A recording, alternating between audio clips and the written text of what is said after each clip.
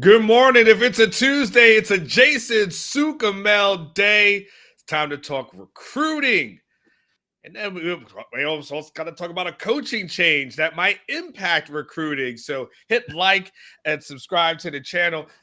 Jason, overall, we took a trip down memory lane yesterday because it feel like the name of Akina has come up for the past several years. He was kind of here as an analyst and everything, but now he's back in the fold. I kind of want to know, like, what was your reaction when you heard that Akina was coming back to coach DBs? Surprise. He was coming an analyst for a day. Ended up staying in Arizona. He's officially staff. Surprised on a couple different. Amazing coach, loved at Texas when he his first go around with, but he hasn't been here in a long time. I mean, Something like that. So he's up there in age. He's all in a high energy. That's going to change. That matters. I was a little surprised quickly it moved too. I mean, was that yesterday morning? Right. Yeah. Yeah. The evening, like my days together, but yesterday morning, Joseph, argued that he's leaving, and then by yesterday evening, they've got their guy. So maybe Terry Joseph told Sark a day or two, and I don't know, but to me, it tells me that Sark, got the put in Akina probably accept immediately. So someone said passed to me, so maybe I don't. You're not clear at all to me. So that's so frustrating because I'm perfectly clear on my end, and you're how about coming back out and then hopping back in and then see if that makes a difference. Yeah. Let me log 1 minute. I can do that. Yeah. All right. Cool. So, well. Ain't that ironic, by the way? Ain't that ironic that my Wi-Fi is clear? My crappy ass Spectrum ass Wi-Fi, trash ass Wi-Fi is clear, and his is the one that's kind of giving them a little bit of an issue. So the issue is, and by the way, Creek, this is pretty funny. If y'all missed this, I don't know why. I don't know what happened yesterday. I was saying Terry Reynolds. In there, I think I was trying to think like who I knew a guy that was named Terry Reynolds, and I think that's where the reference came from. Anyway, when Jason hops back in, and hopefully the Wi-Fi is good because it's going to be one hell of a recruiting show. if he can't do it, we're going to talk about the Akina and the hire. And now the impact that he's having. And you're right, man. Mike Torres, man, I am in 4K now. Like I got this. Man, when the Spectrum person came out here and worked on everything, man, I think we so good, man, going forward. Let's see what happens. Jason goes, it's even going slow, letting me back in the studio. Well, this ain't good. Whatever this is, Jason, I can tell you this ain't good. Can you hear me clearly? Keep talking for a little bit more because I got another. Clear. Internet is. I don't understand it, but Restream it's taking forever to let video and everything else. Have you done a speed test? Have you done a speed test to see like what your internet's looking like today? Yeah, I did one for having. Okay, I mean today, Jason, not like in the past. I'm not asking for history. I mean today. I'm hardwired in. I'm not on Wi-Fi. But how do you want to do this? Do you want to just? Can I? I mean, we could try that. I mean, it's still a little choppy, but it'll be better than it'll be probably less distracting that way. I mean, sure. Just bail me. Don't get frustrated with me. I'm doing nothing but trying to host the show. Don't get frustrated with me. Like my internet is working. People don't know why speed. or hear me do this for me. How would you feel? How would you, Jason? How about this? I know you're gun ho that your internet's working fine. How would you feel about maybe doing a quick reset on the internet and trying it that way? Yes, give me a few minutes and I will. Okay, hey, Jason, hold on. Before you do that, sorry, let me just turn your camera back on because you actually sounded as clear as I've heard you sound before. Just turn it back on. Okay. Nah, never mind. Nah. Do a quick reset. Let's see what happens, Jason.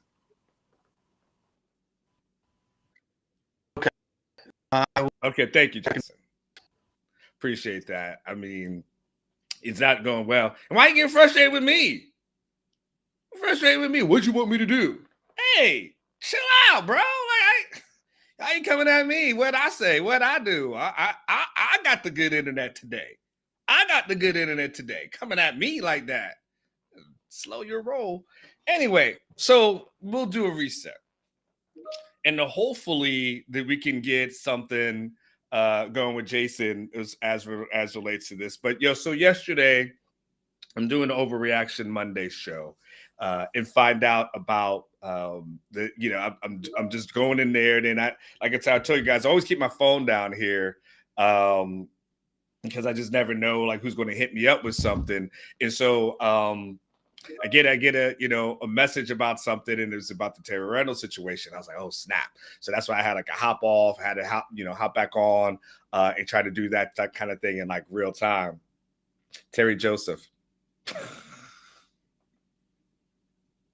I'm just gonna start calling him Terry. I don't know what the hell this is.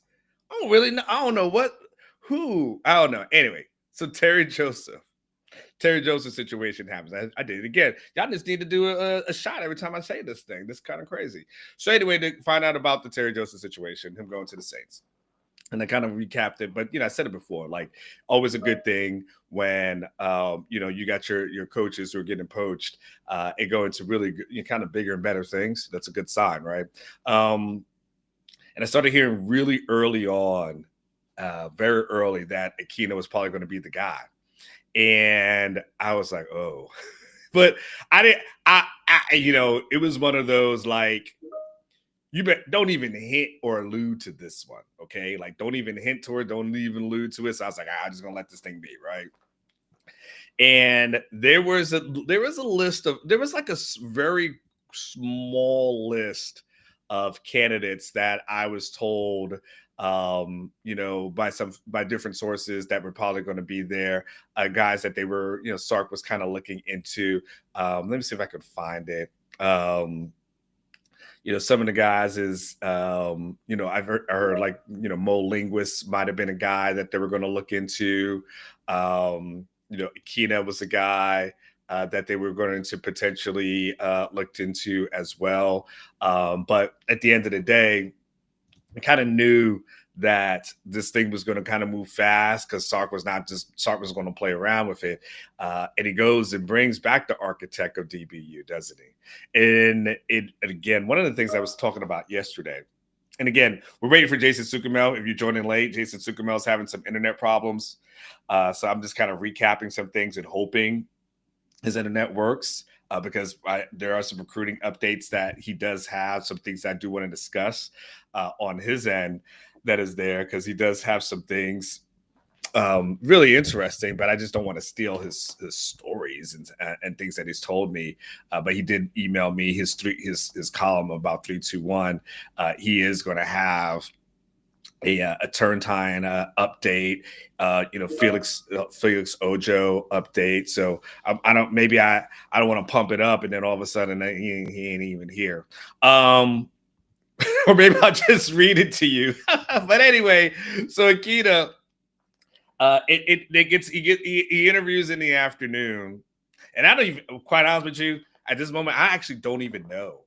I don't even know what that means. What is, did I get chat checked Orange Bloods, I'll do better. I don't even know what's going on. I don't know what's going on in the chat. Y'all weird. So anyway, I don't mean you weird, Barbs. That's probably a rude thing to say. I just don't know what the hell's going on in the chat. He interviews in the afternoon. At this moment, I don't even know. Quite honest with you, if that was an in-person interview, if there was a not-in-person interview, an on-the-phone kind of interview. But I do know that it did not take long for Sark to go ahead and pull the trigger and decide that, hey, that's going to be who he's going to go with. And, so I was able to kind of get the news out there last night. Props to everybody who was nice enough to credit me with the news. The guys like CJ Vogel and Justin Wells. Good dudes who cover the team, good guys that I like. Anyway, so then and so now Akina comes in and really one of the things that I was told that he's the kind of the charge. One of the things that I'm getting distracted because I don't understand why everybody at Orange Bloods is hitting me up on the damn chat while they know I'm doing the show. Like, why is Catch messaging me during the show? All right, anyway, let me mute his ass too. Golly. So anyway, man, y'all don't even know what I go through. I'm over here trying to do a show, and y'all got teams at your job, and like the teams just pops up on your screen, and so you just like, all right, hold on. Everybody knows I'm doing. So why are we doing this? And then now Catch is messaging. And Catch is really infamous. He'll do that to Jason when Jason's on the show. He'll start messaging Jason and seeing like I'm like, man, what are y'all doing? All right, Jason, let's try it. Let's come back in. Please. Yes. Oh, please. Look, I'm always right. Look at who knew. Just unplug your router for a minute, right? So yes, I literally restarted my computer, restarted my router. I was testing like at 200 megs, so I don't know what the hell's going on, but oh well. It's okay. You're cleared now. Okay. So, all right. Hello, Jason. Hey, like where were we, Homer? What are we talking about? Oh, best show ever. Okay, what do we got? Okay, yeah. Worst show ever. It's okay. I've had worse. Don't trust me. I've had worse. All right, Jason. Akina gets hired yesterday. You've covered Akina. So you're very familiar with his work. You started to tell me how surprised you were about the hire because I wanted to get your reaction to what occurred. Yeah, I was surprised at how quickly it went down. You giving away any secrets, I don't think. You sent us kind of an Orange Blood staff message like that I'm getting weird notifications, so hopefully this stays up. But the hire had been made and you were going to be posting it, and just was not expecting that name. I thought Sark might, he's got his own pool of guys he goes to, but we've heard Akina's name, I mentioned when I was on a few minutes ago, coming in as an analyst. So I just shocked at how quickly this thing went. And, little surprised that it's Duane Akina, but Akina did a fantastic job when he was at Texas the first time. I mean, the guy, you look all over social media and you got, Michael Huffs and Quandre Diggs saying, hey, I owe everything to this guy. I mean, he's a tremendous developer of talent. When he's got the resources at the University of Texas and the way Sark has this thing rolling, I think he'll be a good recruiter. You can have guys like Sark, you can have guys like Michael Huff around the football facility saying, hey, this dude turned me into a first-round draft pick. So, it's an interesting hire. It's not what I expected. I didn't expect it to move so quickly, but I think it has a chance to really work out. And Akina's, I mean, you see it all like on Orange Bloods and everywhere else. He's still beloved, by the Texas fan base and, what he did at Texas for so many years. So it's an interesting hire. It's interesting how quickly it moved, but we'll see how it works. I'm assuming he'll come in and be a safeties coach. I don't think I haven't got the exacts on that, Jason. I just got that he was hired. I'm sure he will be able to do whatever the hell he wants to. For being and who knows how they kind of define those roles? But I would, just the fact that they just kind of reshuffled that second. I mean, the safety position is open, so I'm assuming that's what he'll come in and do. But we'll see how those roles unfold.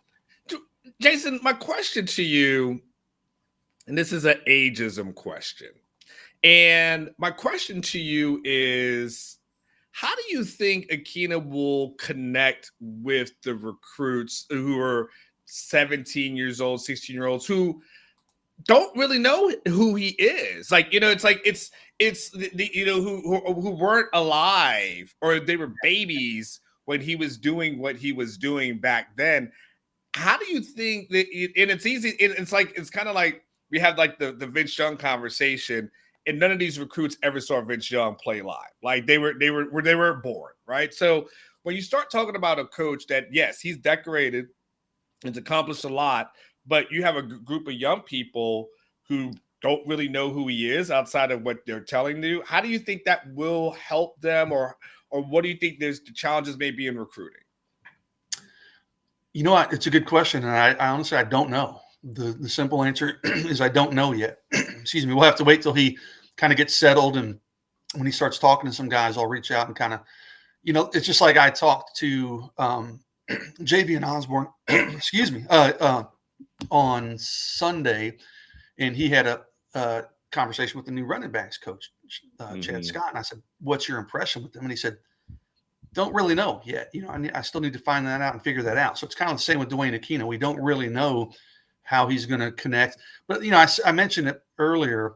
He is an extremely energetic guy. He's high energy as a coach, as a recruiter, very personable. I mean, seriously, genuinely just a really good dude and a nice guy. Not – I don't say he doesn't take himself too seriously. That's not the right, but he's just fun. He's just a fun-loving guy. So, I think recruits will relate to him in the fact that they will hear and they will know about his history and what he did at Texas, and he's won national championships and the guys he's put into the league. So, players nowadays, that's the main thing. They want to go to winning programs, obviously NIL on more, but they want to be developed. I talked to several recruits this week, and that's the big thing. I want to go to a place where I can be developed and get me to the next league. Well, who has a better track record at that than Duane Akina? Not many. So, I think it'll be just fine, but it's going to be, it's going to take some time for him to come in and develop relationships and establish relationships for sure. Yeah, no, I think so. But Jason, it's like, you could say like, you could mention like a Michael Huff, right? Michael Huff was drafted 19 years ago. Like we forget, like, hey, by the way, these kids are 16 and 17. Like, you're giving them a history lesson. Like, thank God for YouTube. You can show them some YouTube. You can show exactly. You can show them, but the kids do. My kids live on YouTube. I'm sure your kids live on YouTube as well. So I would be interested. Let me ask you this though, Jason. From an Akina perspective, who are the guys that you say, all right, these are the kind of the must-get guys of the 2026 class, from that DB perspective, the guys that maybe Texas was in on, but, prior to Terry Reynolds or even, Gideon going, and, where does Akina have to kind of hit the ground running with which guys? Well, and by the way, hopefully there was a phone call made to somebody yesterday, so we don't have this whole Osborne thing as well. Yeah, exactly. Which we can talk about that in a minute too. Yeah. But it's hard to say because I don't know what his role is going to be. If he's going to be recruiting safeties, his first call should be probably to Chase Calicut, who is a safety out of North Shore, who has a Texas official visit already set up. So, a guy like him, I'm kind of looking at their, Jermaine Bishop, a 5-star safety Jermaine Bishop out of Willis is an athlete, but he can play some safety. He's a guy, Blaine Bradford is what I'm thinking of. A 5-star safety out of Louisiana. He has an official visit set up to Texas. So, like you said, Onward, you put in those phone calls, introduce yourself. It's not like the Javien Osborne thing where there was a week and a half between the coach leaving and the new coach getting hired. So you don't need Sark or, someone else to call and kind of bridge that gap for a week or two. One coach left and another one was brought in the same day. So, Samari Matthews just picked up an offer last night, but that was from the new cornerbacks coach. So, if I'm assuming he's going to probably recruit primarily safety, I think Blaine Bradford, Isaiah Williams is a guy out of Fort Bend Marshall. Texas has been really high on. He's been really high on Texas. So, I would say him, Chase Calicut, Donovan Webb is a guy that's really high on Texas, just won MVP at the Under Armour camp. They will have to define like who's going to take what guy. And I'm assuming the staff probably hasn't even had that conversation yet, or maybe they're doing it today. But yeah, I mean, it'll be interesting to see who he gets on the phone with, who he starts talking to. Dead period ends on Monday. So next Monday, and these coaches can go out and start doing some spring evaluations in person. So things will start picking up in a hurry, but he's got a little bit of time to kind of make some calls and introduce himself to some of these guys. When you covered the team, and now, so the question I'm going to ask kind of predates me, Jason. What was Akina's reputation as a recruiter? I know we clearly know developer talent. Like we got that portion of it. Was it more of a development thing, or was he known as kind of an ace recruiter? Both. I mean, he recruited well and obviously developed them. I mean, it's one thing to get those guys on campus, but if you're going to turn them into NFL players, you got to be able to develop them. Towards the end of his time at Texas, which is the case with a lot of people on that staff, and Mac Brown even included, obviously, he wasn't recruiting as quite as high of a clip as he was during their heyday. But some of that goes along with they just weren't winning or weren't winning as much, and were struggling on the field. But yeah, when they were riding high like Texas is now, he was regarded as a really good recruiter. And I mean, Texas pretty much had their pick of the litter, if you will, at that point when Mac Brown had this thing really rolling, and they would go out and kind of just hand select the best guy. So he was a really good recruiter. Obviously a really good coach. I mean, you see it even today like again, on social media, the guys he coached are like, oh my gosh, what an, welcome back home. The GOAT returns. I mean, really well respected, even 15 years after coaching these dudes, really well respected by the guys that he coached, when he was at Texas. Yeah, I mean, like I said, there's a showing and outpouring of love. People calling him the GOAT, like all those kinds of things. So I'm excited for him to get back in. You talked about coaches, and Texas obviously hired Chad Scott as a running backs coach. I did mention Javien Osborne and everything, and it's funny, Jason. I feel like I said this to Catch yesterday. I said, I feel like the good part about getting older is recognizing that you are a little bit older, and then understanding that young people are going to be young people. And if you start worrying about what a young person does on Twitter as an older person, you're really setting yourself up. Like my kids are on YouTube and stuff like that. I'm just like, whatever, y'all do what you're going to do over there. I can't stress out about that. And when I saw people freaking out about Osborne the other day, I was just like, just sounds like another young kid who's putting out something on social media, and then things will be fine at a later point. And people are like, well, he should act more mature. I'm like, he's 17. I don't get mad at a baby for crying, right? I don't get mad at a teenager for being a teenager. It seems like all he did was have a simple teenage moment, and everyone freaked out, and now everything is fine. What do you think? Couldn't agree more. You know what his mistake was? He capitalized the word "not." I will not be visiting. And I think maybe at an exclamation point. I don't even remember. Everybody's like, oh, what a drama queen, these Texas fans. First off, let me tell you about Javien Osborne. And you hear me say this a lot, but I have talked to Javien a bunch in person, on the phone. I talked to him on Sunday. Legitimately one of the nicest kids you'll ever run across. When I talk to him, everything is Mr. Jason, and yes, sir, and no, sir, and please, and thank you. I mean, just a tremendous kid. I mean, he's the type of kid you hope your daughter dates. He's that respectful. I mean, so these people crapping on him and some of the things that were said, I'm like, dudes, first off, Javien's probably more mature than what you're showing right now. Secondly, like he said, he's a junior in high school. I mean, and I kind of get it. Like I don't fault anybody. I don't fault Texas. I don't fault Javien Osborne. Could Javien maybe have taken shown a little more patience? Maybe, but man, he's like you said, he's a teenager. Anwar. Could Texas have done a better job of communicating him? When Tashard Choice left, yeah, maybe. I mean, someone could have called him and said, "Hey, Javien, just hang tight, dude. You're still our guy. Whoever we bring in, you're gonna be our priority." Yeah, you could have done that and maybe reassured him a little bit. But also, coaches are on vacation. They're busy. They got a million other things going on too. So I don't think there's fault in either side. just there's maybe just a very brief lack of communication. Now, they did. Javien did talk with Coach Scott on Friday night, right after he made that tweet. Chad Scott called him. In fact, Javien told me a nice conversation. He's leaving that weekend. June 13th is when he was supposed to take his Texas official visit. That weekend is open. And so he could still revisit Texas and set that visit up again. He mentioned Notre Dame and maybe Florida State, some others he's still looking at too. He's got, I think, 4 visits set up. But that weekend is still open. I'll be mildly surprised. And I'm going to post my 3-2-1 column today. And my one prediction. My one prediction is that Javien Osborne does take a Texas official visit. He likes Texas a lot. He always has.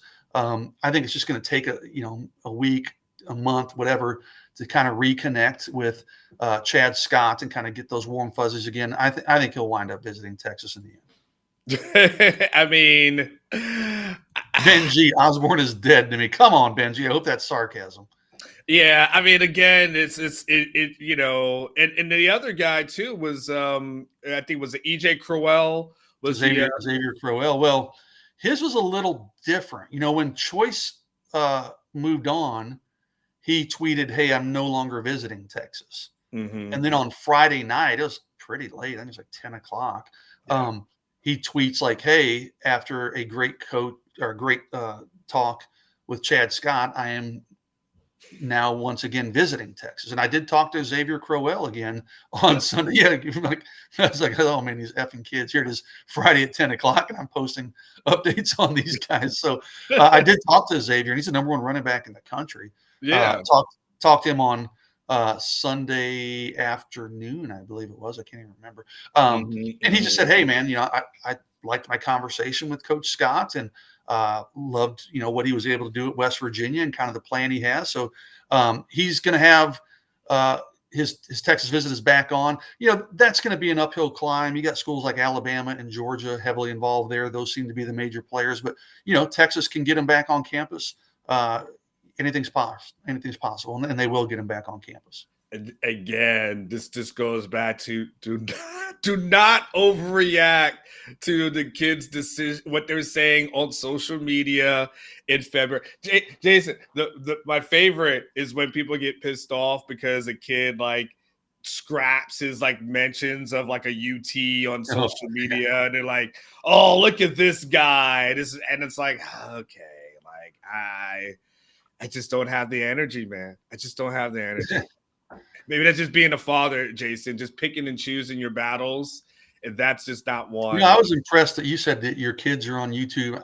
I can't even tell you what God forbid I look at my kids' phones and find out what they're looking at. I'm like, we always had this plan, my wife and I, all right, we're going to monitor this and that and limit this and that and the other. But at some point, when you got 4 kids, you're like, okay, just you guys do the right thing, hopefully. But who knows what my kids are. Dude, let me tell you, I had one of these realizations over the weekend that I don't know what the hell my kids do, because there's this song by it's by Bruno Mars, and it's him and Lady Gaga, right? Mm-hmm. And I was listening to it, I was like, wow, this is a really good.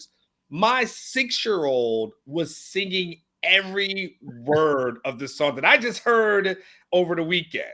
And I'm like, I was like, how do you know the words of the song after we were done, right? He's saying every single word. I mean, I'm talking all the inflections, everything. He's like, I heard it on YouTube. I clearly have no clue what you're doing. I think my kids were going to have a meltdown when TikTok was banned for a half a day or whatever. So, yeah. So, Jason, we caught up a little bit. Obviously, on Akina, there's no need to panic as relates to the running back situation, and we'll see what Chad Scott does there. But we still got some offensive linemen. You still got Ojo, and then we still got Turntine that's out there. I know it's a long race, and so we got a lot going on. But anything new with those 2 guys? Yeah, I actually talked to John Turntine just last night, and he has 3 official visits set up right now. It's A&M, Tennessee, and Texas. Those are all in June in that order. Those are the only 3 he has set up, but he is going to set up some more He just doesn't know where right now. Okay, he's going to take some visits in the spring. He said he'll be back at Texas for a spring practice.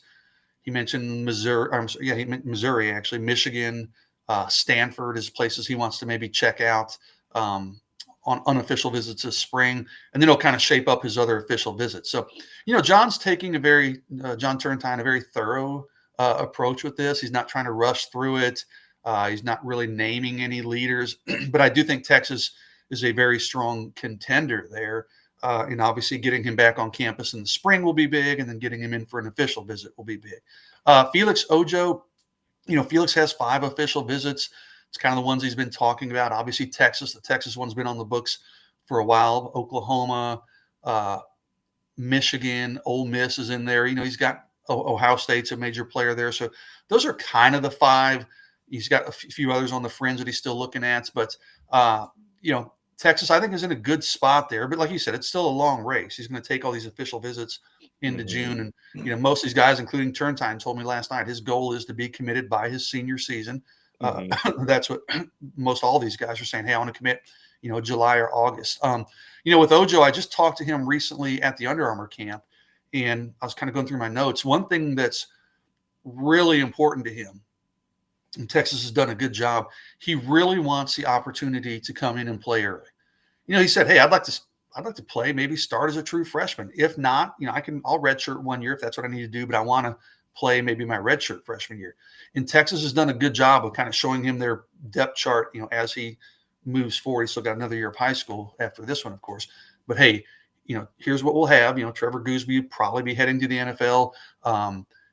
We've done it before with Kelvin Banks, so the proof's in the pudding. We're not afraid to play a true freshman if you're ready. They've even compared him, the Texas coaches. Hey, we see a lot of similarities with you and Kelvin Banks and just your development at this stage of your career. We see a lot of similarities in the need we're going to have when you get on campus. So they've done a really good job with their recruiting pitch to Felix Ojo, and it's resonating. So I think Texas is in a pretty good spot there. Jose asked you a question, Jason. He wants to know, does Texas go after Swade Griffin? He committed to Akina at Arizona. Are you familiar with Swade Griffin at all? All right, well, Jason's going to look it up and let you know. I don't think Texas has offered him. And if he's not really on Texas's radar, honestly, Jose or whoever it was. Jose, yeah. No, I'm sorry. That's Michael Griffin's kid. No, I don't think so. Now Texas hasn't really recruited him. Cedric Griffin's kid. I'm sorry. Texas hasn't really recruited him previous. I knew that name. I couldn't place it. That's Ced Griffin's kid. I don't. We'll see. Things could change, but I don't foresee that right now. They haven't really recruited him previously. You think that Texas can pull off both, Jason? I mean, they were at one point, they were able to get 2 5-stars to commit in one class. Do you think they could get Turntine and Ojo? That's going to be tough. They did it with Kelvin Banks. But when they got Banks and DJ Campbell, one was a true tackle, one was an interior guy, right? Yeah. Getting 2 tackles, 2 guys who view themselves as, foundation left tackles, that's going to be tough. Could it happen? Yeah, it could. Obviously, it can. And Turntine could maybe be an inside guy, but, he fancies himself as a tackle, as he should, I think, at this point. So, can they, Benji? Would Turntine commit with Ojo? It's not out of the question, but it's going to be awfully tough to get 2 5-star type true tackles in the same class. But if you get one of them, just celebrate, man, because you got Max Wright already committed. Max Wright's really good. You got guys like Zayden Crimpin. You got other really good players. If you get one of them and then you kind of fill it out, the rest of your recruiting roster with some of these other guys, you're doing pretty well.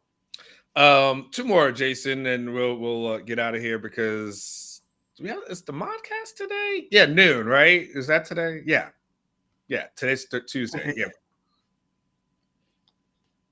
Yeah. So I'm looking at Swade Griffin. Yeah, he's a 2025 guy, so he'd have to transfer him. But I don't see that happening. So. Boobie Feaster. Anything new on everyone's that for every kid, every person in the chat who likes sophomoric jokes, who still do fart noises and everything. Boobie Feaster. Anybody anything new as relates to him? Yeah, I think we probably talked about him last week on your show. I can't remember who I talked to about what, Omar, but I kind of have been hinting even before that Under Armour camp. I said, hey, Texas is kind of dropping down Boobie's list a little bit. I thought it was maybe more of an LSU A&M battle, USC being in there. He did set up his 4 official visits. Texas is not one of them. Miami ended up getting that 4th official visit. He's only planning on taking 4.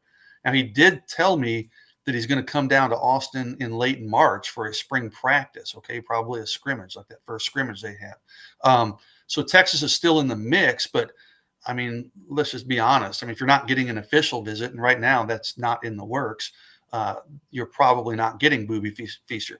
Interestingly, Boobie told me, like, he tried to set it up for the last weekend of May, and that's when he's going to visit Miami now.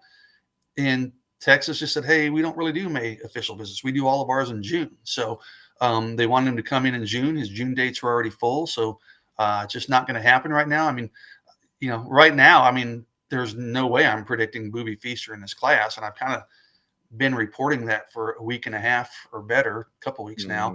And certainly with these official visit stuff coming out, looks like he's very likely to probably land elsewhere, barring a big shift, which, again, we're sitting here in late February. I mean, there's still time for a shift in that recruitment. But right now, Texas is playing from behind for sure. Got it, Jason. And last thing, anything else that you think we need to know from a recruiting perspective before we get out of here? I've talked to so many guys this week, and I'll have my 3-2-1 column coming up.